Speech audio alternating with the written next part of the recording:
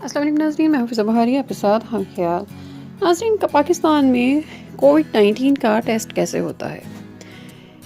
24 مارچ کو محمد عامر جو کہ ڈیرہ اسماعیل خان کے شہری تھے انتقال کر گئے۔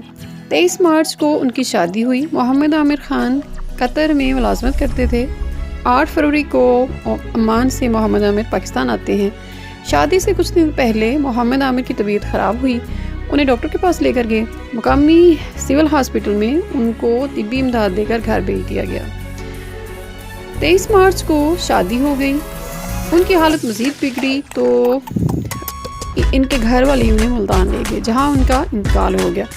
ڈاکٹرز نے ان کی لاش کے نمونے لیے، نمونے کی رپورٹ آنے تک ان کو دفن کر دیا گیا تھا۔ رپورٹ آنے پر پتہ چلا کہ محمد عامر کو کورونا وائرس تھا۔ اب مقامی انتظامیہ حرکت میں آئی اور محمد عامر کے جنازے میں شریک لوگوں کے بھی ٹیسٹ لیے گئے۔ تاہم ڈپٹی کمشنر ڈیرہ اسماعیل خان کے مطابق ان سب جنازہ میں شریک لوگوں میں سے کسی ایک میں بھی کورونا وائرس کا پازیٹیو ٹیسٹ نہیں آیا۔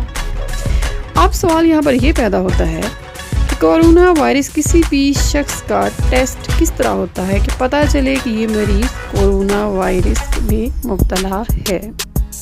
پاکستان میں کورونا وائرس ٹیسٹ 2 طرح سے ہوتا ہے۔ نمبر 1 خون کا ٹیسٹ، نمبر 2 سواب ٹیسٹ۔ خون سے اگر ٹیسٹ کیا جائے تو اس کا مطلب ہے کہ اس میں یہ جاننے کی کوشش کرتے ہیں کہ آیا جسم میں اینٹی باڈیز سے اندازہ لگایا جائے گا کہ آپ کے جسم میں کورونا وائرس موجود ہے کہ نہیں۔ سواب ٹیسٹ، اگر آپ کا سواب ٹیسٹ ہو رہا ہے تو پھر آپ کے منہ سے نمونہ لیا جاتا ہے جو کہ پولیمریز ری ایکشن یا PCR ٹیسٹ کے لیے موزوں ہے، اور پاکستان میں زیادہ تر ٹیسٹ اسی طرح کی کٹ سے ہو رہے ہیں۔ ڈاکٹرز بتاتے ہیں کہ PCR ٹیسٹ میں کسی بھی فرد سے ملنے والے نمونے کا ایک نون کنٹرول کے ساتھ موازنہ کیا جاتا ہے۔ نون کنٹرول یعنی وائرس کی وہ جینیاتی ترتیب ہے جس سے ان کی پہچان ہوتی ہے۔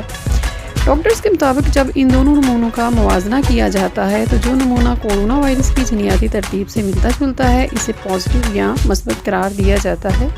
اب اس نمونے کی رپورٹ کو چین کے شہر ووہان سے سامنے آنے والے وائرس کی ترتیب سے ملایا جاتا ہے۔ اگر نمونہ کی رپورٹ ووہان سے سامنے آنے والے وائرس کی ترتیب سے ملتی ہے تو رزلٹ پازیٹیو ہے، یعنی کہ مریض میں کورونا وائرس موجود ہے، اور اگر ترتیب جینیاتی سے نہیں ملتی تو اس کا مطلب ہے کہ ٹیسٹ نیگیٹو یعنی نفی میں ہوتا ہے، مریض کو کورونا وائرس نہیں ہے بلکہ کچھ اور ہی معاملہ ہے۔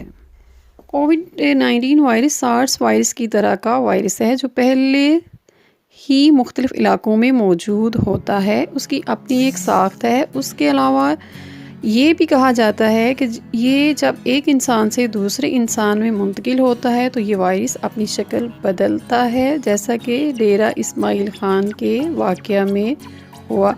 ڈاکٹرز کے مطابق اگر نمونہ صحیح طور پر لیا جائے تو غلطی کی گنجائش کم ہے، لیکن اگر نمونہ صحیح طور پر نہ لیا جائے یا اس کی مقدار ضرورت سے کم ہو تو فالس یعنی غلط نیگیٹو آ سکتا ہے۔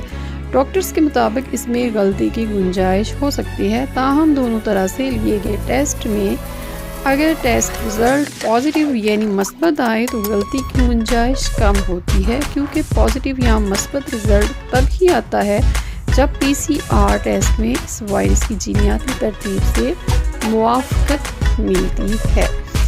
اب ساری بات سے یہ سوال اٹھتا ہے کہ پازیٹیو اور فالس نیگیٹو میں کیا فرق ہے۔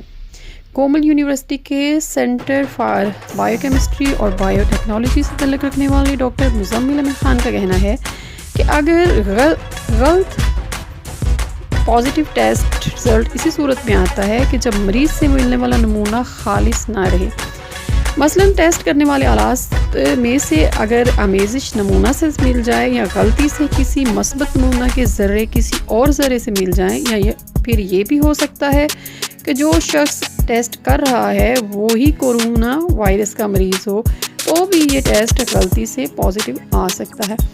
ڈاکٹر مزمل صاحب نے یہ بھی دعویٰ کیا ہے کہ چین میں ایسے واقعات بھی سامنے آئے ہیں جن میں مریض کا ریئل ٹائم پولیمریز چین ری ایکس یا RT-PCR کے ذریعے کیے جانے والا ٹیسٹ نیگیٹو آیا، لیکن زیادہ حساس ڈیجیٹل ڈراپلیٹ چین ری ایکشن ٹیسٹ یا DTPCR ٹیسٹ سے اسی نمونے میں وائرس کی تشخیص ہو گئی تھی۔ السلام علیکم ورحمۃ اللہ وبرکاتہ۔